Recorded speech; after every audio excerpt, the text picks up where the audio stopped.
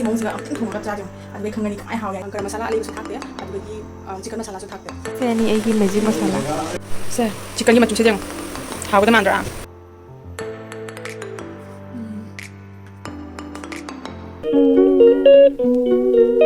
Hello everyone ꯑꯩ ꯉꯁꯤꯁꯨ video ꯑꯃ ꯄꯨꯔꯒ ꯂꯥꯛꯑꯦ ꯔꯦꯁꯤꯄꯤꯒꯤ ꯑꯗꯣ ꯇꯥꯏꯇꯜ ꯄꯥꯔꯒ ꯁꯨꯝ ꯈꯪꯉꯝꯃꯅꯤꯀꯣ ꯉꯁꯤꯁꯦ ꯑꯩꯈꯣꯏ ꯆꯤꯀꯟ ꯊꯣꯡꯒꯦ ꯇꯧꯔꯤꯅꯦꯕ ꯑꯗꯣ ꯆꯤꯀꯟꯁꯦ ꯃꯤ ꯄꯨꯝꯅꯃꯛ ꯃꯌꯥꯝ ꯊꯣꯡꯅꯩꯀꯣ ꯃꯤ ꯄꯨꯝꯅꯃꯛꯀꯤ ꯃꯑꯣꯡꯁꯨ ꯇꯣꯡꯉꯥꯜꯂꯤ ꯑꯗꯣ ꯑꯩꯈꯣꯏꯅ ꯊꯣꯡꯕꯒꯤ ꯃꯑꯣꯡꯁꯤꯒꯁꯨꯅꯦ ꯑꯩꯈꯣꯏꯁꯨ ꯁꯨꯃꯥꯏꯅ ꯍꯥꯏꯗꯤ ꯃꯌꯥꯝ ꯃꯑꯣꯡ ꯊꯣꯡꯉꯀꯥꯟꯗ ꯑꯁꯤꯁꯤꯅ ꯈ꯭ꯋꯥꯏꯗꯒꯤ ꯄꯥꯝꯅ ꯍꯦꯟꯅ ꯆꯥꯅꯩꯌꯦꯕ ꯑꯗꯣ ꯑꯩꯈꯣꯏꯒꯤ ꯆꯤꯀꯟ ꯊꯣꯡꯕꯁꯤꯒꯅꯦ ꯑꯩꯈꯣꯏ ꯒꯔꯝ ꯃꯁꯥꯂꯥ ꯑꯂꯩꯕꯁꯨ ꯊꯥꯛꯇꯦ ꯑꯗꯨꯒꯤ ꯆꯤꯀꯟ ꯃꯁꯥꯂꯥꯁꯨ ꯊꯥꯛꯇꯦ ꯑꯗꯨꯏꯁꯨ ꯑꯗꯨꯝ ꯍꯥꯎꯋꯦꯅꯤꯀꯣ ꯑꯃꯨꯛꯄꯨ ꯁꯨꯃꯥꯏꯅ ꯊꯣꯡꯅ ꯆꯥꯔꯕ ꯑꯇꯩ ꯆꯥꯅꯤꯡꯉꯔꯣꯏ ꯑꯗꯣ ꯑꯩ ꯑꯩꯈꯣꯏ ꯀꯃꯥꯏꯅ ꯊꯣꯡꯉꯤ ꯑꯗꯨꯗꯨꯒꯤ ꯃꯑꯣꯡꯗ ꯁꯨꯝ ꯚꯤꯗꯤꯑꯣꯗ ꯍꯥꯏꯔꯛꯀꯦꯀꯣ ꯁꯨꯝ ꯌꯦꯡꯃꯤꯟꯅꯁꯦ ꯑꯩꯈꯣꯏꯅ ꯊꯣꯡꯗꯣꯏꯁꯦ ꯆꯤꯀꯟ ꯂꯦగ్ ꯄꯤꯁ ꯅꯠꯇꯅꯦꯕ ꯍꯥꯏꯗꯤ ꯁꯅꯥꯒꯤ ꯄꯄꯥꯁꯨ ꯃꯔꯨ ꯌꯥꯝ ꯄꯥꯝꯃꯤ ꯑꯗꯒꯤ ꯑꯩꯁꯨ ꯂꯦగ్ ꯄꯤꯁ ꯌꯥꯝ ꯄꯥꯝꯃꯦꯕ ꯑꯗꯨꯅ ꯑꯩꯈꯣꯏꯅ ꯂꯤꯁꯤꯌꯁꯇꯩ ꯑꯣꯔꯗꯔ ꯇꯧꯕꯗ ꯆꯤꯀꯟ ꯂꯦగ్ ꯄꯤꯁꯇꯨꯗ ꯑꯣꯔꯗर ꯇꯧꯔꯤꯅꯦꯕ ꯑꯗꯣ ꯑꯗꯨꯇꯅꯤ ꯊꯣꯡꯗꯣꯏꯁꯦ ꯑꯁꯤꯒꯨꯝꯕ ꯄꯦꯀꯦꯠꯇꯅꯤ ꯃꯣꯏꯒꯤ ꯆꯤꯀꯟ ꯂꯩꯁꯦ ꯑꯗꯣ ꯑꯩꯈꯣꯏꯅ ꯑꯣꯔꯗर ꯇꯧꯔꯤꯁꯦ ꯄꯤꯁ 9 ꯈꯛꯅꯦꯕ ꯑꯗꯣ ꯑꯁꯤꯒ 2 ꯈꯛ ꯌꯥꯎꯔꯦ ꯑꯗꯩ ꯕꯣꯛꯁ ꯑꯃꯗ ꯑꯃꯨꯛ 6 ꯈꯛ ꯍꯥꯞꯄꯦ ꯈꯔ ꯑꯆꯧꯕ ꯕꯣꯛꯁꯅꯦꯕ ꯑꯗꯨꯅ ꯁꯨꯃꯥꯏꯅ ꯇꯧꯔꯒ ꯂꯩ चिकन से मेरिनेट तौर थमदोइनेब फ्रिज ngahak उसे लेबू मही खरा सुमजल्ले अदगी मचू खरा हापे दुगैगी थुम खरागा दु तोटलगा थमगिदोइनेब फ्रिज ता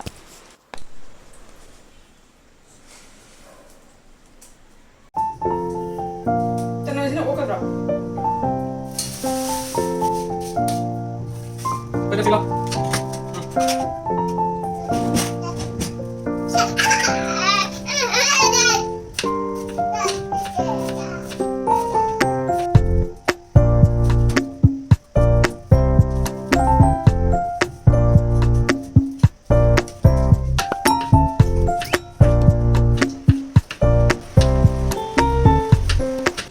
जे टमाटर सु सेम लोरे दैसिना चनम से सुरनी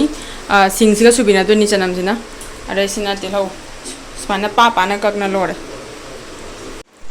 से सिंगा चनमगा मोरोक अटेकनी दसे पेस्ट सेम घरनी पेस्ट होइना सिनै हुजिके पेस्ट तो अदे सिना तिलौ लेरे टोमेटो लेरे अरे सिना थाव सहाबगा दुगा जैनबगिनी तेजपत्ता खरा दालचीनी खरा लौंग अदई इलायची अदई काली मिर्ची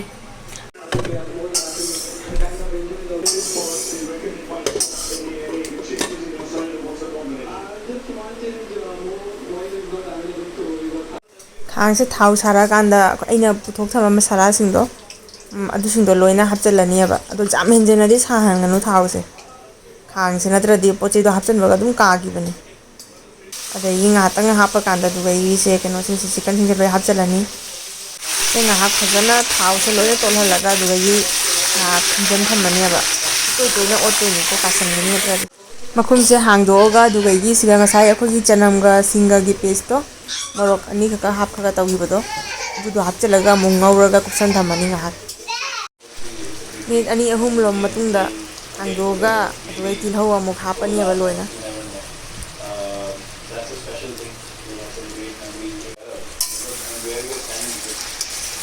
सिसु तिलौ सिगा फसना मिक्स तौनाना ओना ओसन ओटलगा ngawraga dugai amung hap sandhamani ngahak omjalambado adu loiraga lawthoga amung ngawreba sumana sum ngahak kupsalaga amuk hangdoga amung ngaw dumai tawna ngahak jai na ngawna leidoineba chicken से जाइरिङेदा टोमेटो तकना थम्मेबा हुजी अमु मकुम हांदोगा अमु ngawre अदि कासन्दनबनेबा तौबिसे अदि पक्सन मना हान बनेबा हुजी अमुक ngahak matungda hangdoga अमु ngawurani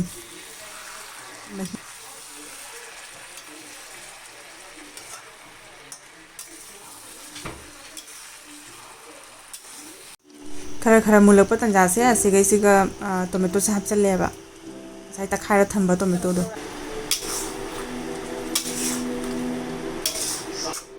से फजना mix तौरा अदुगे हुजि ngहा कुपसलमु थमनी सना ngहा कुपसलुबदो अदु लरा हांदोगा हुजि अमु ओतोइनेबा कासंदना बायना अदु लरा हुजि मरोय मरामु हापनेबा सिगा आहानबदा मचू हापे ꯃꯆꯨꯁꯦ ꯉꯁꯥꯏꯁꯨ ꯃꯦꯔꯤꯅꯦꯠ ꯇꯧꯕꯗ ꯈꯔ ꯌꯥꯎꯈꯤꯕꯅꯤꯅ ꯑꯗꯨꯝ ꯆꯥꯡꯗꯣ ꯈꯔ ꯌꯦꯡꯅ ꯁꯨꯝ ꯍꯥꯞꯄꯅꯦꯕ ꯊꯨꯝ ꯈꯔ ꯍꯥꯞꯆꯜꯂꯦ ꯊꯨꯝꯁꯨ ꯉꯁꯥꯏ ꯈꯔ ꯌꯥꯎꯈꯤꯀꯣ ꯃꯦꯔꯤꯅꯦꯠ ꯇꯧꯕꯗ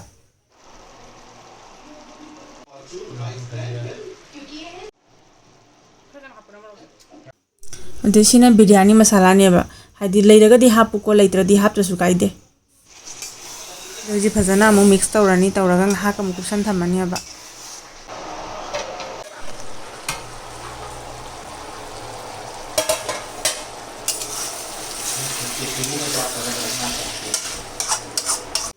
ꯁꯤꯅꯤ ꯑꯩꯒꯤ ꯃꯦꯖꯤꯛ ꯃꯁꯥꯂꯥ ꯍꯥꯏꯗꯤ ꯑꯩꯅ ꯏꯁꯥꯅ ꯌꯨꯝꯗ ꯁꯦꯝꯖꯕꯅꯤ ꯁꯤꯁꯦ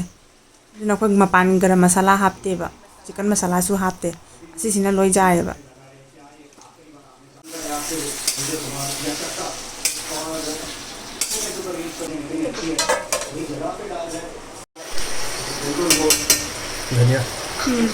ꯂꯣꯏꯔꯦ ꯍꯧꯖꯤꯛ ꯃꯨꯜꯂꯦ TV ꯃꯈꯣꯟꯗꯨꯅ siga awa fadigom leiragana awa fadigom katna thammo natragana fadigom akhoi sigadi awa fadigom phangdeba aduna fadigom ana katna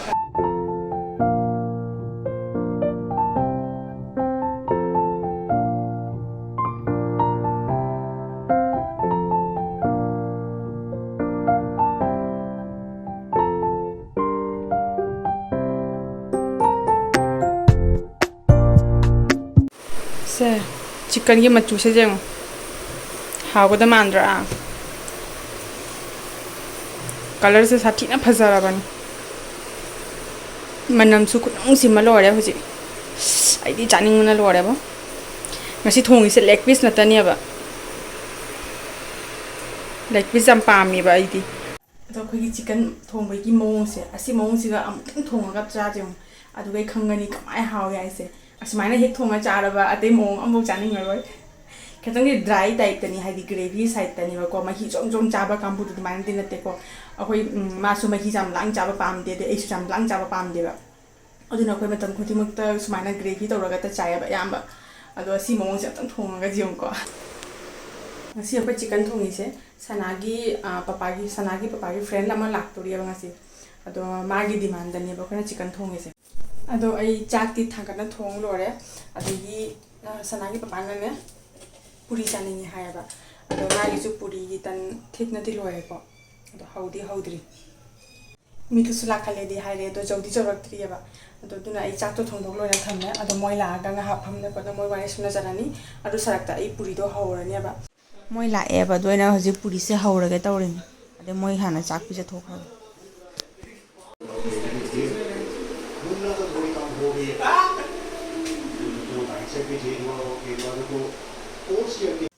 से रेडी तौन थंबीरे मोय अनि से कटपा हौगी दो रेबा हुजि मोय मसन वारी सुनरगा फदन एन्जॉय तौ चारी नुपासी जो सरक सिगा तौ से जम मदा आ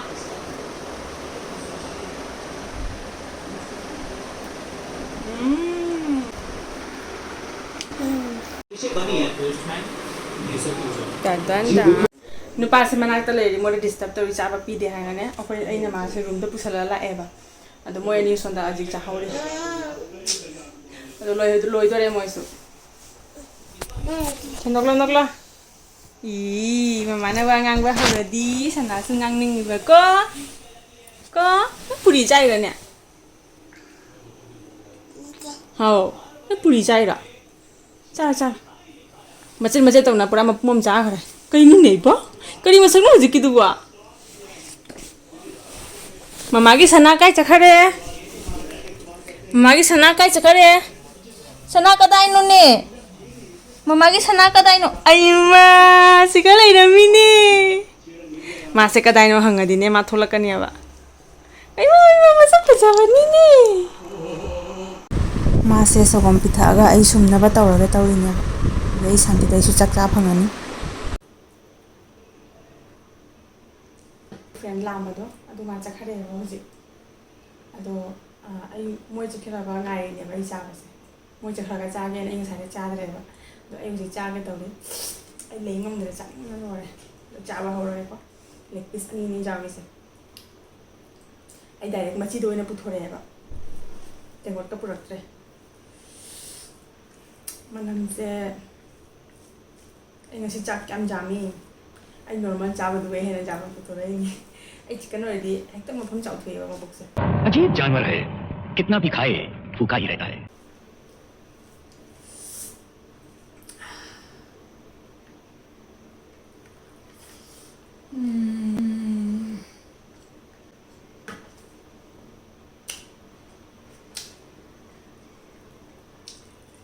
wow magwa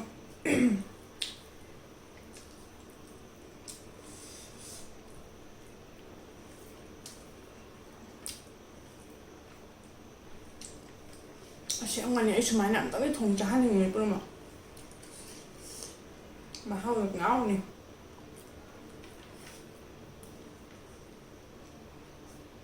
Tipo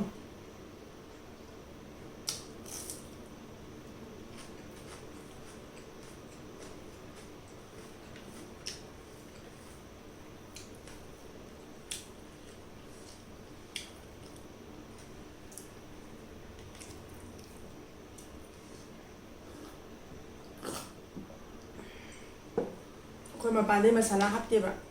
isana semi ba masala do aduduna mai mahau se hingar leba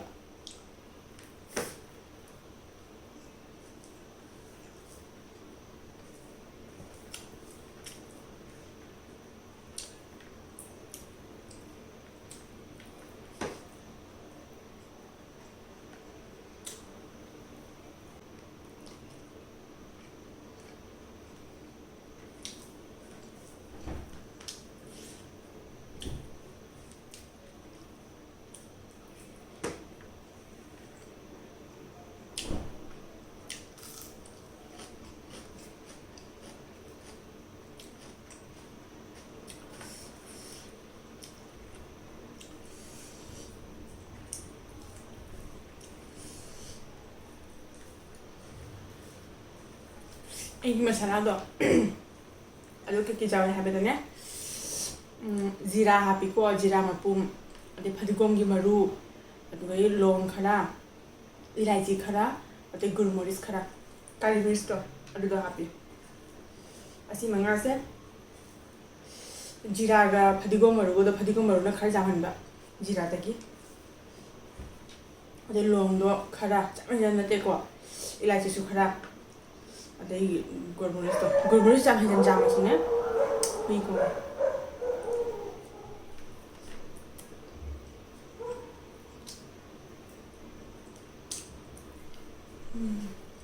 bana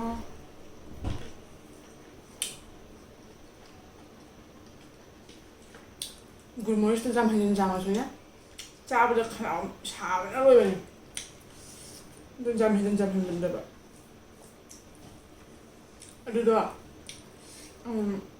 hujike na hari maro sing lawre dana adugi kabu tei sa halo jam saba tei na te kon tari hapaga ka ni he ka ga dine moi ma ha magi haw do manam do loi mang hani ka nam namane ba aduna ka di ka handa ba mai do le thrap to ga na sum lumbu saba matang do duga na hujike maro sing hap chalo loina hapaga ne thum ga tang ja selu ma thakta tei ma thakta Aduh ini magi moisture lagi betul, aji masagi kan kacau ibaratnya na cutak lagi bersih do thum dina loi chupsen gini ba nama na hampir na hang ngau lumbu saba juga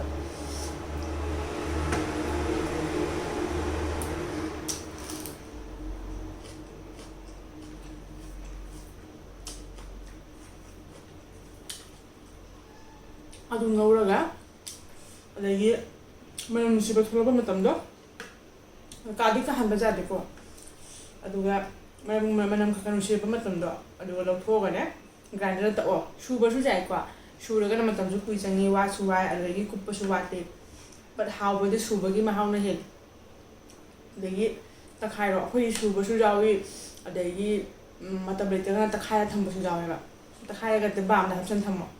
adai thoma ko dingi kha ta ma jam jena hap kan ko kari gumba khang daga di kwa Sung comment dah habis doa ikut rumah makan jeng halak kau itu buat.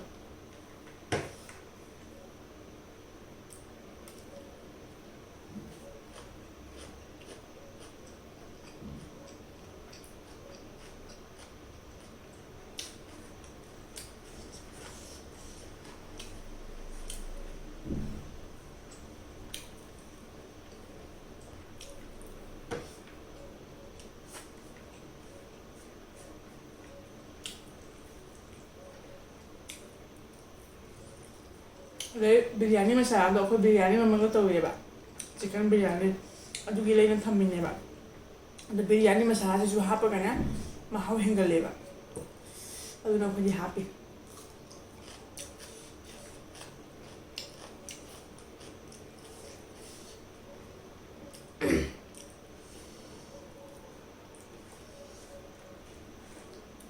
ꯑꯩꯈꯣꯏ ꯑꯁꯤ ꯅꯠꯇꯕꯗꯁꯨ style ꯑꯃꯈꯛꯁꯨ ꯂꯩꯌꯦꯕ Punjabi ꯙꯥꯕꯥ style ꯑꯗꯨꯁꯨ ꯅꯣꯡꯃ ꯊꯣꯡꯉ ꯌꯦꯡꯍꯜꯂꯛꯀꯦꯀꯣ ꯑꯗꯨꯁꯨ ꯈꯨꯍꯥꯎ ꯑꯃ ꯇꯧꯋꯦ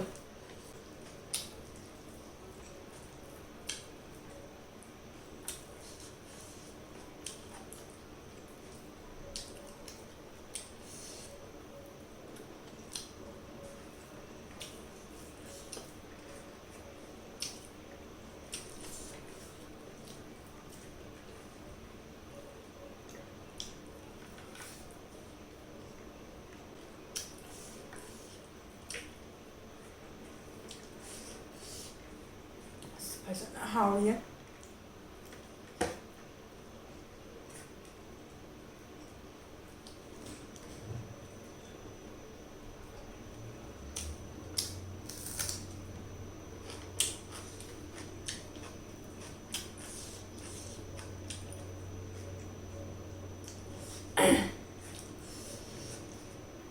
ꯑꯗꯣ ꯑꯁꯤ ꯃꯑꯣꯡꯁꯤꯒꯅꯦ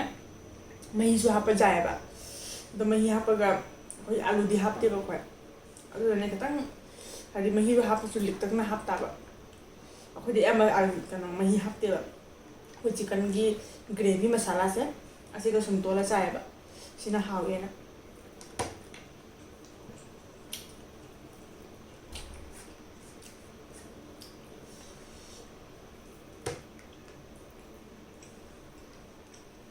ꯆꯥꯛ ꯂꯣꯏꯗꯣꯔꯦ ꯆꯤꯛꯀꯟ ꯑꯣꯏꯔꯒꯇꯅꯤ ꯆꯥꯛ ꯌꯥꯝ ꯆꯥꯔꯤꯁꯦ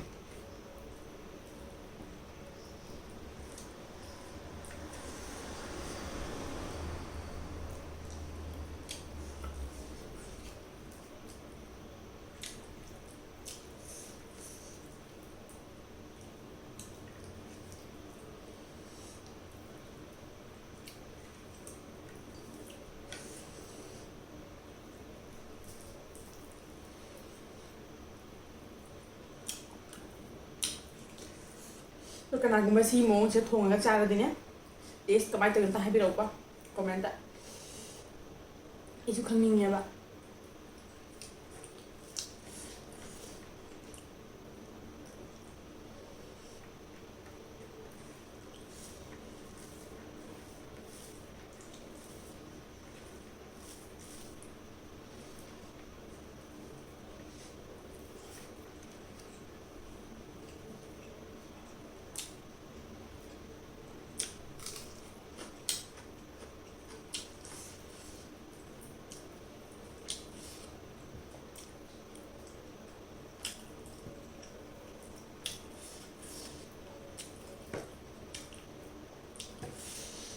ꯑꯩꯗꯤ ꯄꯨꯔꯤꯁꯦ ꯌꯥꯝ ꯄꯥꯝꯁꯟꯗꯦ ꯑꯗꯨꯅ ꯉꯁꯤ ꯄꯨꯔꯤ ꯍꯧꯋꯤꯗꯣ ꯑꯩ ꯑꯃꯨꯛ ꯆꯥꯗꯦ ꯍꯥꯏꯗꯤ ꯅꯨꯡꯗꯥꯡꯒ ꯑꯣꯏꯔꯦ ꯍꯧꯖꯤꯛꯁꯦ ꯕꯥꯏꯗꯕꯩ ꯅꯨꯡꯗꯥꯡꯅꯦꯕꯀꯣ ꯅꯨꯡꯗꯥꯡꯗ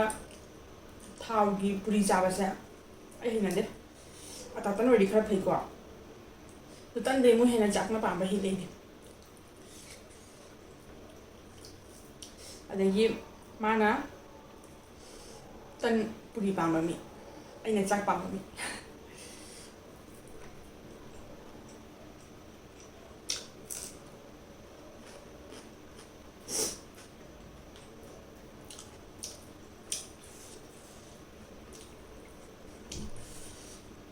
ꯉꯁꯥꯏ ꯅꯨꯄꯥꯗꯨꯁꯨ ꯉꯁꯤꯒꯤꯁꯦ ꯌꯥꯝ ꯍꯥꯎꯋꯤ ꯍꯥꯏꯔꯝꯃꯤ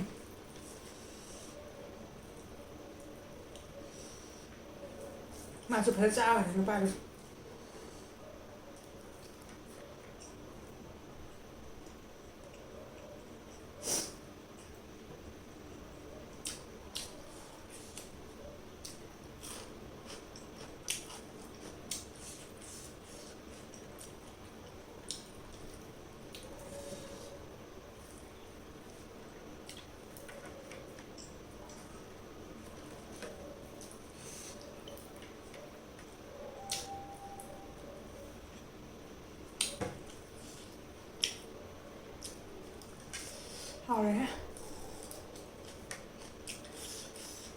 ꯑꯁꯤꯗꯒꯤꯅꯦ ꯁꯨꯝ ꯅꯣꯔꯃꯦꯜ ꯆꯤꯛꯀꯟ ꯁꯣꯞ ꯂꯩꯕꯁꯤꯡꯁꯦ ꯑꯗꯨꯒ ꯌꯦꯜꯂꯒ ꯊꯣꯡꯉ ꯆꯥꯕ ꯍꯥꯎꯇꯦ ꯅꯍꯥꯟ ꯃꯃꯥꯡꯗ ꯅꯣꯡꯃ ꯊꯣꯡꯉ ꯆꯥꯈꯤ ꯑꯗꯨꯃꯥꯏꯅ ꯍꯥꯎꯕ ꯆꯧꯈꯤꯗꯦ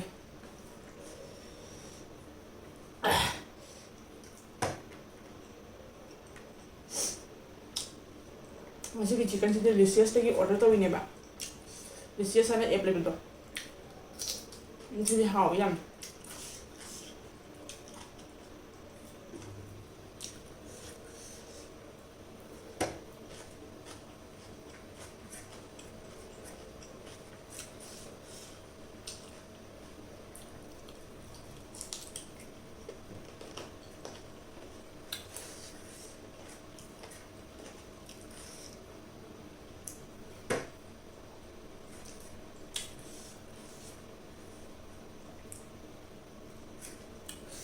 ꯂꯣꯏꯔꯦ ꯑꯃꯨꯛ ꯁꯥꯔꯦ ꯁꯤ ꯃꯣꯔꯣꯛꯁꯦ ꯑꯩꯈꯣꯏꯒꯤ ꯒꯨꯔꯃꯣꯔꯤꯁꯀꯤ ꯑꯁꯥꯕꯗꯣ ꯑꯗꯨꯅꯦꯕ ꯍꯥꯏꯗꯤ ꯑꯩꯅ ꯁꯦꯝꯕ ꯃꯁꯥꯂꯥꯗꯣ ꯑꯗꯨꯒ ꯒꯨꯔꯃꯣꯔꯤꯁ ꯈꯔ ꯍꯦꯟꯖꯤꯜꯂꯗꯤꯅꯦ ꯁꯨꯃꯥꯏꯅ ꯁꯥꯏꯕ ꯑꯩꯗꯤ ꯈꯔ ꯌꯥꯝ ꯆꯪꯅ ꯍꯥꯞꯄꯦꯕ ꯑꯩ ꯍꯥꯎꯋꯦꯕ ꯆꯤꯛꯀꯟꯅ ꯁꯨꯃꯥꯏꯅ ꯁꯥꯕꯁꯦ